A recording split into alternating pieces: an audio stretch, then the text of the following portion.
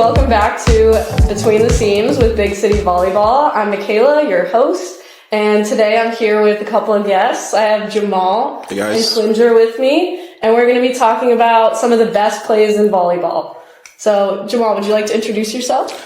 Hey guys, my name is Jamal Chance. I am the Brooklyn's borough manager for Big City Volleyball.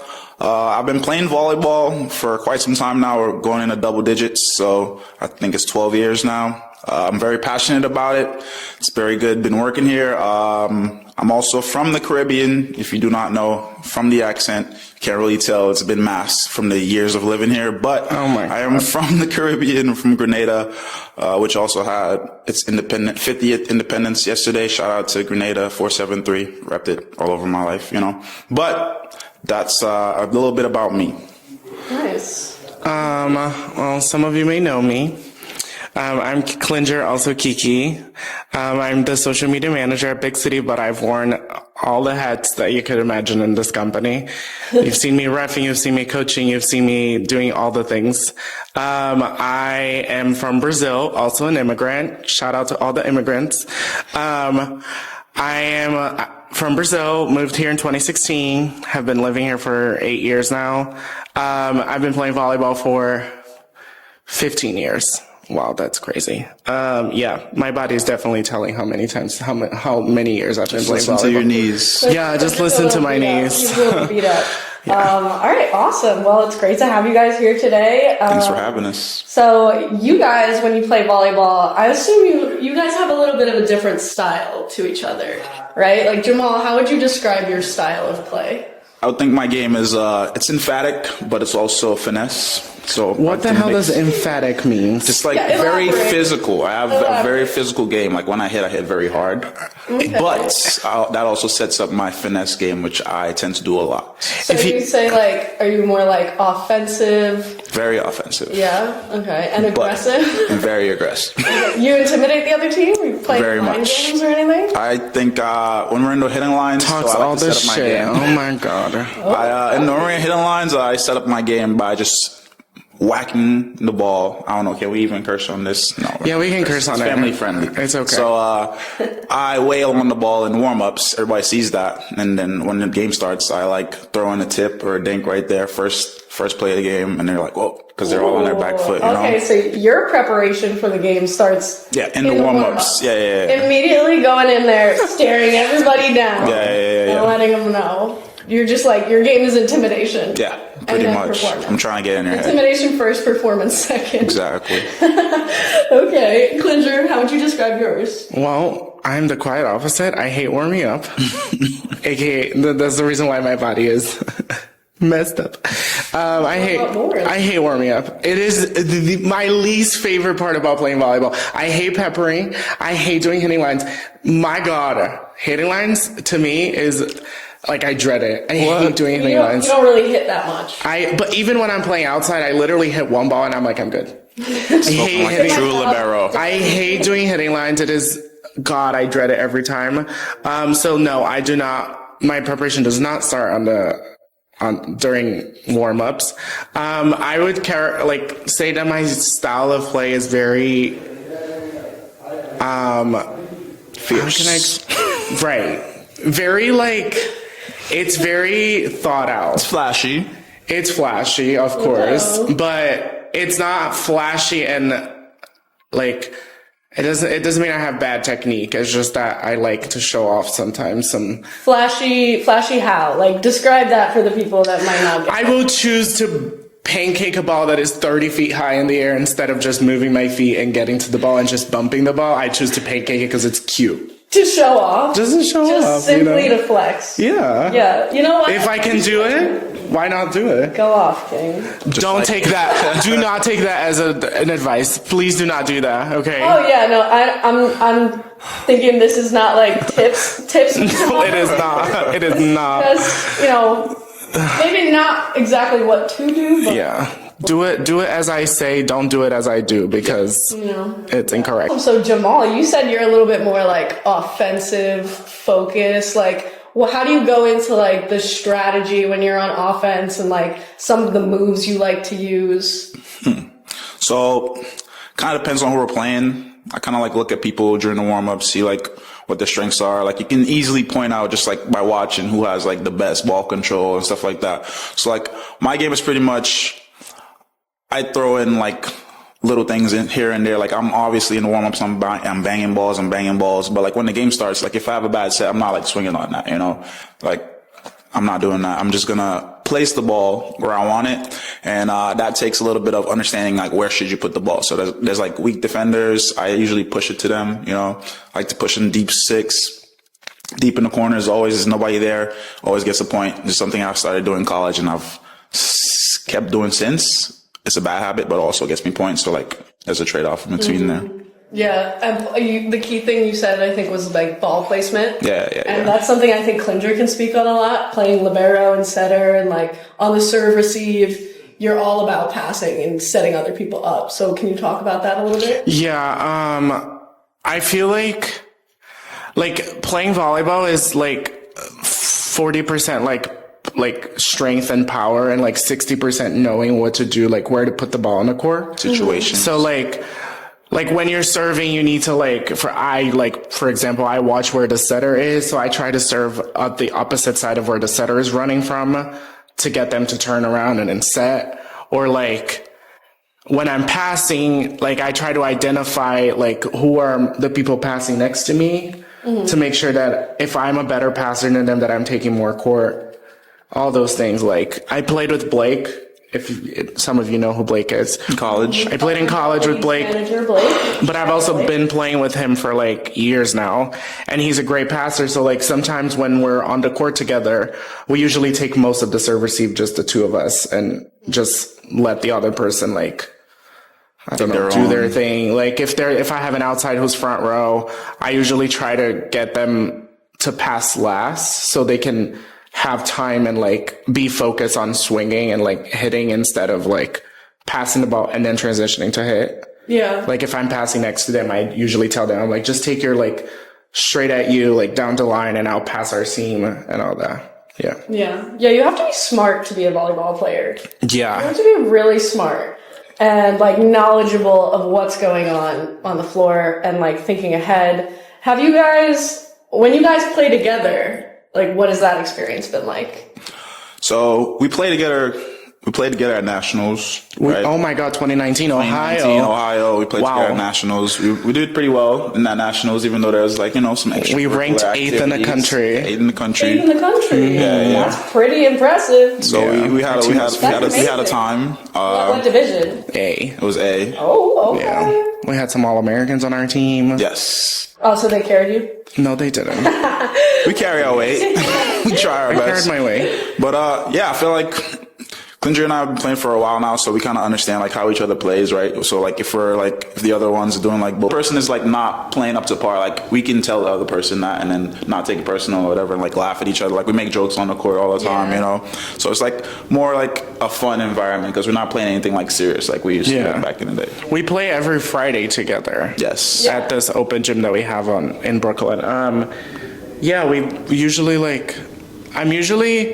when I like to set when I'm playing with Jamal, because he is like a lefty right side, so it's fun to set a lefty right side.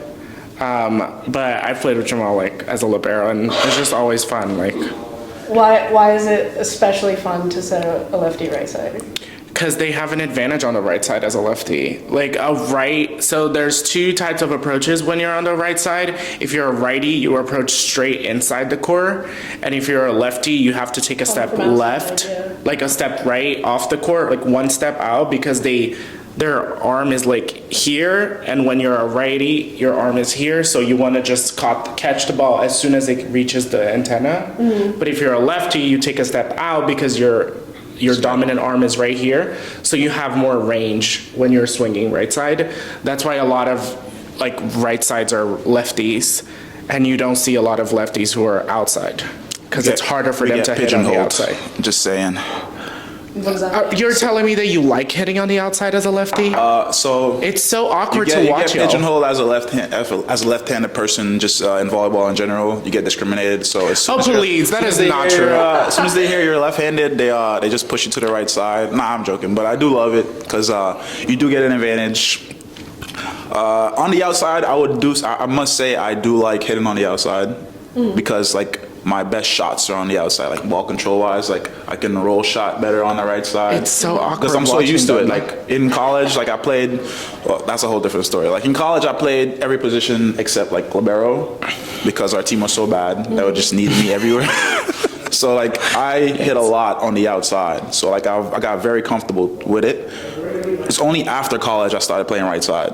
Like that's your natural position. That's where you should be. So that's when I started learning like the right side. So I'm still like learning the right side technically, you know, because like I've played outside my whole career. But I think it's great being left-handed, and then if you're left-handed out there, you know how I feel.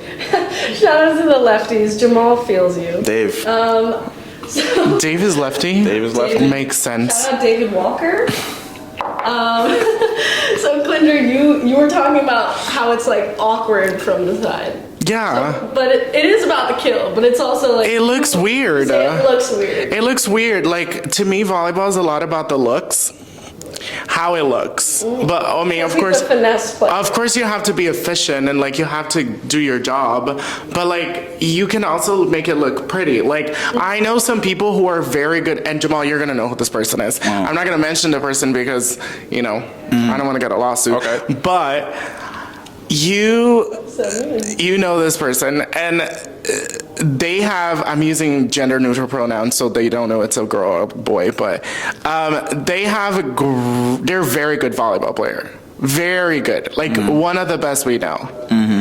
But their technique and the way they do things is so unconventional and so incorrect that it's just not pretty. Like, you know who I'm talking about, right, Jamal? I think so. Okay, great. I'm glad you do. It's just incorrect. And like, it's just ugly. It's ugly and it's wrong, but it works. Yeah. Which is what makes me angry, because it took me years to perfect and finesse my technique for these people to show up with the worst technique ever. And just because they're athletic, they're better than me. Yeah, it is like what works, Like, right? But like there are some really like some moves you'll see and you're like, ooh, that was sneaky, like that was filthy and really pretty. Right. You know, like what kind of moves like come to your head when I say that? I would say a nasty dig, just like a nasty one-handed reach, and then like a tumble and a roll. I think that's always a good. Like a clean tumble. Like everybody goes Imagine for a dig, a really good dig. Tumbles to the side and just pops up so smooth. Yeah. Just like something you thought was gonna be like everybody's like already going in the huddle, like the point is over, like nope, ball's up. The dolphin dive. So like, do you know what the dolphin dive is, Mikayla? No. Okay, so the dolphin dive is when you go to save a ball, like a short ball, or like it's usually a short ball, and your body goes like this, like you go like arms Dolphin. first, you save the ball, and then you go arms first. So you dive forward on first. And then you push your body like forward. But the way they do is they go like chest. They dive on their chest. Like a dolphin. Like a dolphin. Like Coming out a of the dolphin water. going like this. They dive on their chest and then they push themselves forward with their arms. So like they dive on their chest, they make contact before they even touch the floor. and then they dive on their chest, yeah. They push off the ground. Yeah. Like they And push. like pop up. They slide. No, they slide. They slide. Yeah, it's very hard to do it. I never learned how to do it because I was terrified of hitting my shin on the floor. I had a teammate in club who was learning it. My coach never like forced us to learn it because it was like dangerous. And if you did it wrong, like you could actually get injured. I feel like that's like why you have to practice diving, because it can be dangerous if you do it wrong. Well, but there's like other ways. But it's like learning the right techniques. There's other ways to dive that you don't need to do it. Like I don't do a dolphin dive. I there's a lot of I dive like a girl. That's what my coach used to say. I dive like a girl. So I it's dive like on a my different side. dive. Because a dolphin On your dive, like side. if you dolphin dive as a girl, landing on your chest is gonna hurt. Yeah. It's gonna hurt. even more if you're a woman. So stuff, Yeah. So I dive on my sides. And so when I was younger, when I was skinnier, I had like huge bruises on my hips, like big ones. Yeah. Wow. And it was because I used to dive on the side. But now I learned. Okay, I'm not gonna say I don't know how to do the dolphin dive. I do know how to do it. I avoid doing it, but sometimes I do it. Yeah, when I first started taking the classes and like first getting into volleyball, I remember it was Sydney who was at my class, Coach Sydney, shout out Coach Sydney, teaching us how to dive. And I was a soccer goalie growing up, and I was like, oh, I can do, like, I know how to throw my body on the floor. Right. But like, it's the mental block for me of like, this is a hard gym floor. Yeah. Like, in my head, your body is telling you like, don't do this, don't do this, you know? Yeah. So, but then I joined the women's league and I dove the first game. It was Without like instinct, which was crazy. I finally got knee pads, which is good, because my diving class didn't bring me. Jamal plays with no knee pads. Most guys play without knee Okay, pads. no. Guys. I feel like the liberos for Not guys play most with knee guys. pads and maybe outside. If you watch men's professional volleyball players, they all wear knee European. pads. All of them. Brazilian American players do not wear knee pads. It's because y'all are privileged and you play in gyms that the floor doesn't actually hurt you. I'm not American. It's because they're privileged and they play in gyms that the floor is actually decent. Go to Brazil. You play in concrete, babes. I played in concrete for how long? That's why my knees are busted. See, just sounds awful. Yeah, it is not fun. Not a great It's not experience. fun. And also, when I played soccer goalie, they'd have like padded like sides on your hips. Yeah. You're like, I had those pants, and nobody wears stuff like that in volleyball, which is even crazier. Well, I wear, like, if you see me playing volleyball, I literally look like an armor. Like, I wear knee pads, I wear a knee brace, I wear elbow pads. Like, the Japanese players are known. No, I wear the little ones that look like little knee pads that go on your elbows. It's so cute. Yeah. But you know why? Because I love watching Japanese like clubs and the way they run defense practices, and they all wear elbow pads because you get huge sideburns on your elbows when you dive, and like my right elbow is literally discolored. Like there's a different color because I get like huge. Hold on. Pretty sure. Like look. Oh my gosh. That's from diving. People listening and not watching That's the the video. OG cranberry. It's quite a big spot. On It's awful, and I just started wearing elbow pads, and it's life changing. I actually forgot mine at a game yesterday. I'm so upset. Elbow pads. You really have to just throw your body on the mat as a volleyball You can tell who's the real defensive player. Just go for the ball. Yeah. Attack the ball. Yep. Yeah. Like, what are some of your personal, like, go-to moves when you want to be that finesse player? Like, when you want to flex and show off a little bit, what's your go-to move now? When I want to show off, I think I go, like, really sharp, hard cross. Just so like everybody's like, oh my god, like what just happened, you know? Oh my god. Living for the reaction. Everybody's just like kind of silent and it's like, what just happened? But honestly, my favorite move is tipping. Yeah. Klinger can attest to this, but like I tip a lot and it scores a lot, so like it keeps me in the habit of tipping. Yeah. But also like my game, like being physical and like hitting the ball hard, also sets me up for that. So is the best of both worlds, I feel like. Nice. Klinger, do you have any? I don't know if I have a go-to. Like, all jokes aside, yes, I like to be flashy, but I don't do it like to be flashy. I do it because I'm lazy. Like, I choose to pancake a ball that I could have very much just bumped it because I'm lazy, not because I want to be flashy. Time out there. How is pancaking lazier than just going to bump it? Because you pull out diving onto the floor. Pancake. It's because How is that lazy? you have enough time to just move your feet and get there, and instead you're choosing to lay on the floor, literally lay on the floor, and just put your hand on the floor and let the ball bounce off of it. So there's like a hang time of a couple. Yeah. So you're just there on the floor. Yeah. I also, when I want to really show off, I pancake in grass.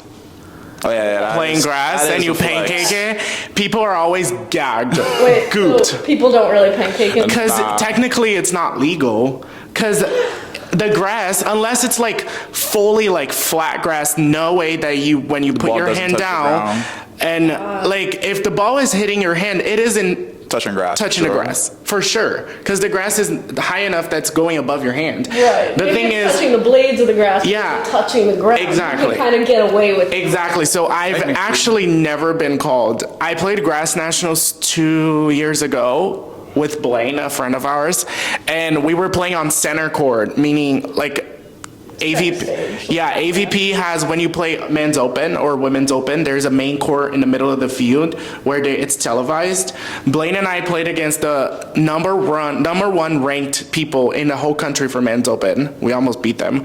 And I pancaked a ball on center court, and the commentator went crazy.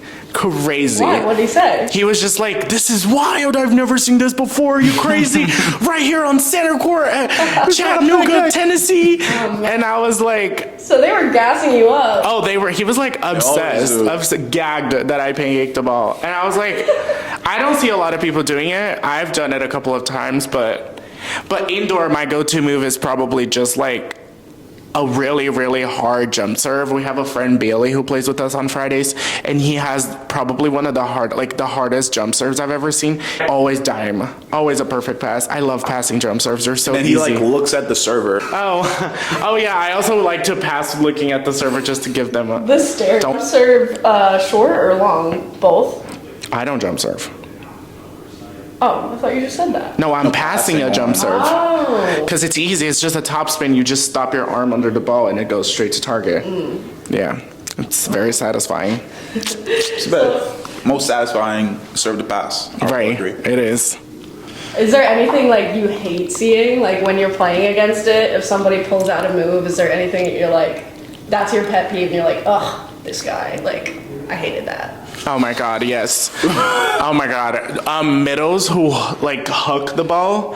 Do you know Jalen? Oh, which Jalen? Jalen, big middle, like big, really tall. Yes. He does this thing where he's like 6'9", and he does this thing where he goes up to hit, and instead of actually hitting the ball, he just grabs it and throws it. So like he kind of like cups the ball and just like throws it, like literally like you're dunking a basketball. He does that on the net, and it's so there's no way you can take it because you have no idea where he's going. He's so big, and he's 6'9". So when you do like a move like that and you kind of cup the ball coming up high from it, like can you like push it to the side, or do you have to go straight down with your arm movement? Like can you can't even I don't think you can redirect the ball. It needs to be on one motion straight down. Okay. Because I think the moment you redirect, it's so fast. It's so hard to dig.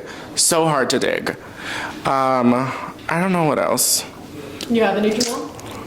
Pet peeves?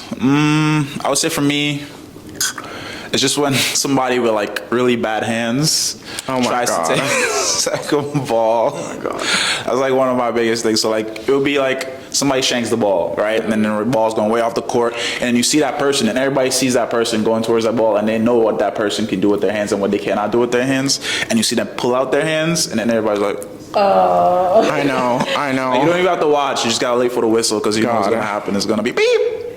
A double. Everyone want to be a setter. Yeah. Everyone. They all want to be a setter. Anyway, so like how do you guys ever try to like kind of like play mind games with the other team and like sort of disguise what you're gonna do? Like when you up, like you kind of do a little tricky Both Jamal and I do the same thing. Like not the same moves, but like I love going up to block, and then I'm watching the hitter, and I know he's gonna try to use me like to me, and I take my hands off. Yeah. Just to like, I go up to block, and I put my hands up, and then as soon as before he contacts the ball, I take them off, and then he hits out because he's trying to get my hands. Or I love like when I'm hitting right side, the ball is tight, and then I go like you go to tip the ball into the block, and then as soon as you feel the block, you swipe it out because it uses the block.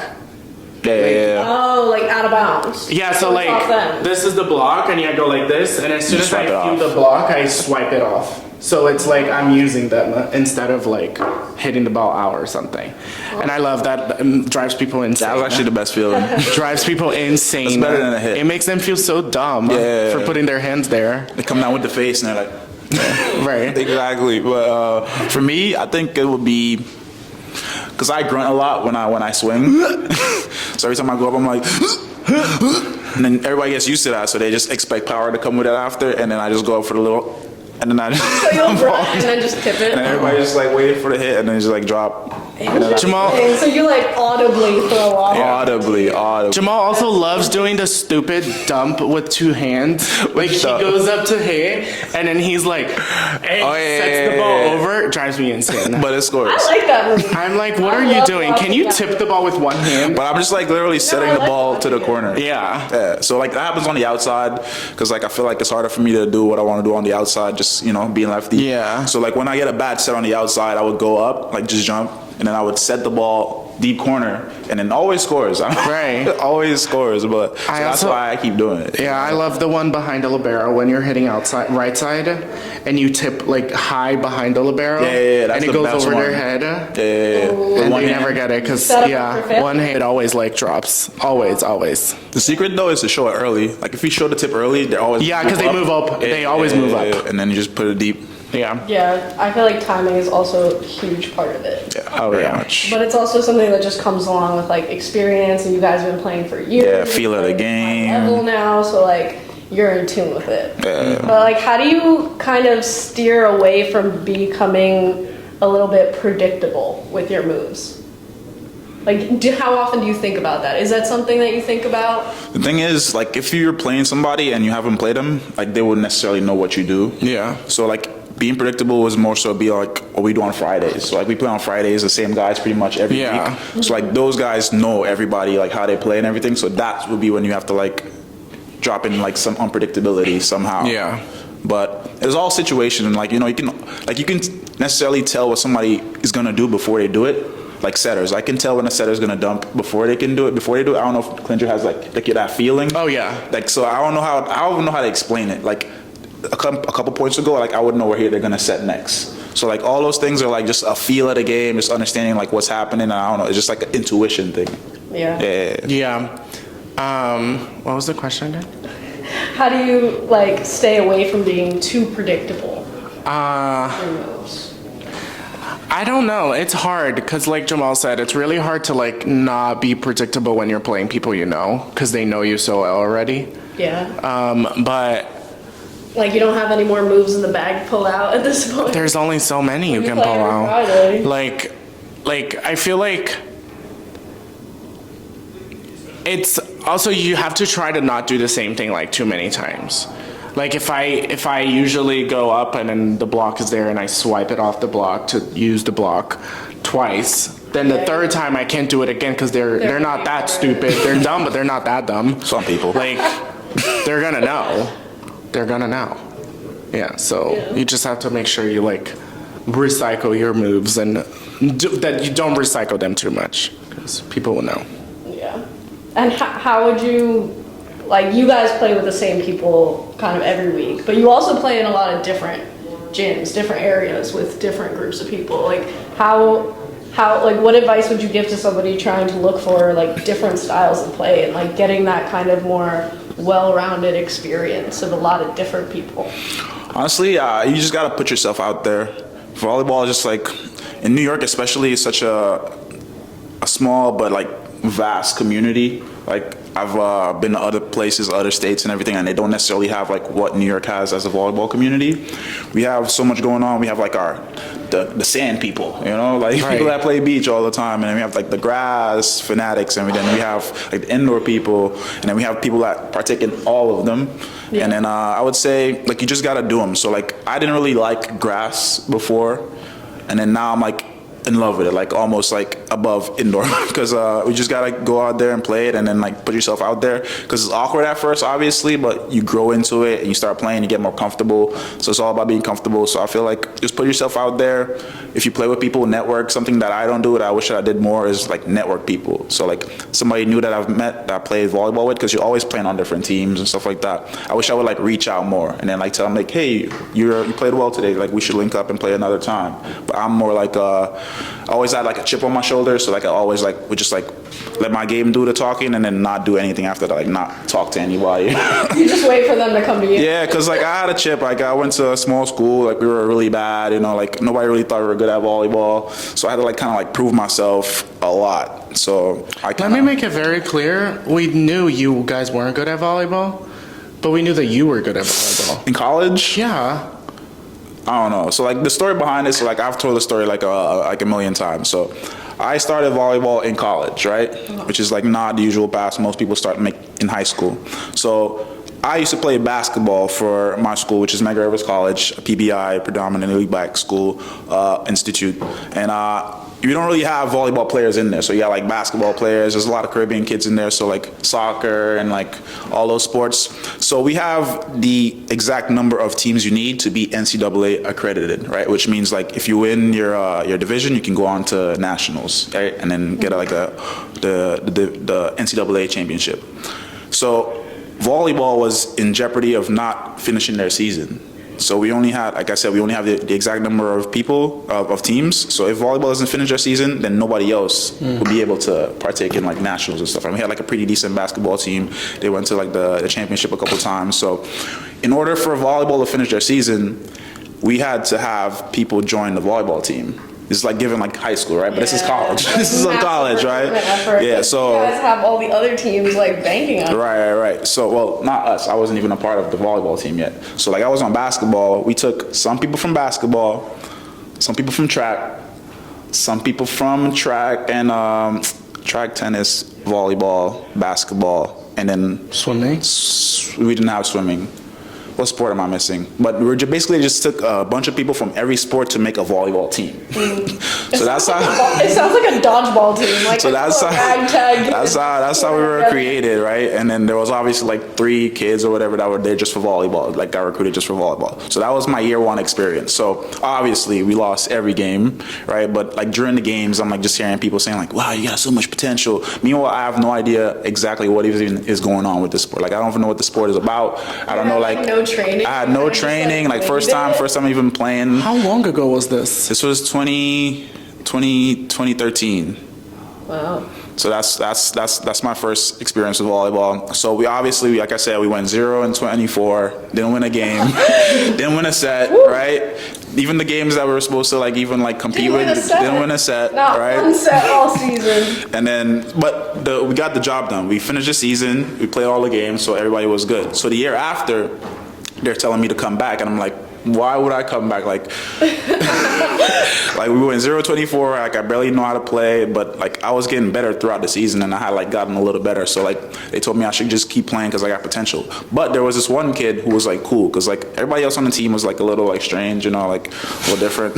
So I wasn't gonna come back because I didn't enjoy the team experience. Oh my god! But, I hope they watch this. But there was one kid who was like pretty cool, you know, like he dressed well and stuff like that. He like the conversations we had were like made sense. So like I joined the team back my sophomore year because of him, and then he was really good. He went to actually boys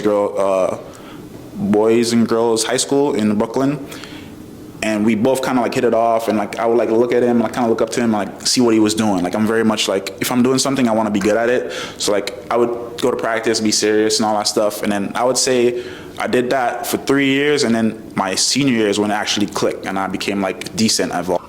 But humble beginnings, Jamal. Yeah. Truly humble beginnings. I did not know about that. Yeah. It's a story I tell a lot. Did you keep up with basketball while you were on the football team? The first year I did basketball, volleyball. I actually did track as well, but track was like I feel like track is not even a sport. It's just like to keep you in shape. Say that to Marco. Don't say that to Marco.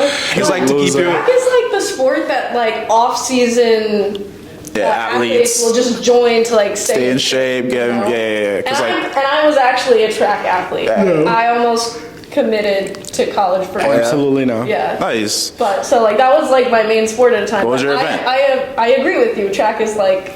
Because like track is like secondary sport to a lot of people. What was my main event? Yeah. I was a field events girl. Okay. So I did like the jumps, hurdles, I did discus. I did the pentathlon once or twice, but not that great at it because I can't can't run an 800. What the fuck is that? I was like, A pentathlon is a series of 5 events, and you get a composited score. But there's an 800, which is just for the 2 athletes. laps. That's 2 laps, which right? It doesn't sound hard, but it is hard to like maintain it at a good pace. So that was my biggest downfall, and also long jump. I was terrible at long jump. That was my I event. did high jump though. I kind of get it though, because like I was a swimmer before I was a volleyball player, and I hated long distance swimming. I did Like you probably did like medley relays and stuff. I did medley as like I was like the breaststroke one, like the like chest or whatever you call it in English. But I was always a speed like event. I hated the long distance one. Like I remember there was a meet that we had. I think it was like South American Championships or something, and my coach was like, "You're doing 800 meters," and I said, "Excuse me, 800 meters? You know how long that is on a pool?" It's how long I had to run for this pentathlon. Yes, but That's how long it was. but the thing is, that was only 2 laps, But right? no, I could never imagine swimming it. It's like Yeah. an Olympic swimming pool is 50 meters, so 800 is 16 times. Yeah. Back and There up and and back. down. Well, yeah, 8 times there and back, but 16. It was awful, and boring. I finished exactly. It's so boring. It is so boring. It's so boring. And I finished last. I'm proud of you. I actually did. I got a gold medal that day though, really? on my individual. What? For you, Breaststroke? like when you go to these meets, like you swim many different events. Oh, I thought you were saying I came in last place, but I got the gold. No, I got was like, how? No, I got a gold medal for 200 breast, like chest stroke. Oh, okay. 200 And then breasts. I did. Sprint. A nice little sprint. Yeah, I hated doing any other thing. Okay. Well, awesome. Well, like, you guys have any like final thoughts? I think we're gonna wrap it up here. Any tips you want to leave the people with? Volleyball wise, I have one thing to Yeah, say. or life advice, Jamal. If you want to go there. I have one thing to say. Yeah, Klinger. Jamal and I have the best style of this office. yeah. Why didn't we not touch on our style, like our immaculate style? Look at us. Yes. Come on. We're wearing. Let's be clear, we're all wearing all black at the moment. So I think I should be included in this. Right. No, you're good. You're probably like a close third. Yeah. 3 of us just, I'll take that. You know what? I'll take that. You know, everyone else shows up in athletic clothing, and I'm like, But could not be me. For the 3 of us to sit here and then you guys single me out saying that I don't have good style. I never said We that. never said I'm that. just said that. kidding. I'm just kidding. But anyways, No, but like volleyball tips. I mean, anything you want to leave the people with while we sign off? I don't really want to get philosophical, but I will. Do it. Which camera shall I look at? this one. All right. So get on the train, guys, because the train is moving, and that train is volleyball. All right. Every other sport, it's not growing like this sport is doing right now. So if you're a young kid, you want to get in there early, because that's going to lead to what? Scholarships. That's going to lead to life experience, team experience. Nothing trumps volleyball right now, guys. So don't say that Jamal didn't tell you. Yeah, and all the pickleball players are fuming God. right now. Not the pickleball Fastest players. sport in the U.S. right now? Nah. Volley. Do you want to play pickleball? Check out our Yeah, we have we have some events on the weekends. check out our sister company, Big City Pickleball. We have open plays on the weekends, and they're having a good time. So, yeah, fun to get into that too. I don't know what I have to say. Thank you guys for coming on to the podcast. Thanks for having us. Super fun to have you. Thank you. For everybody watching or listening, you can listen to us on our Spotify account, Between the Seams, and you can check us out on YouTube for the video portion. I know that's right. Stay tuned for more episodes, and thank you guys for watching.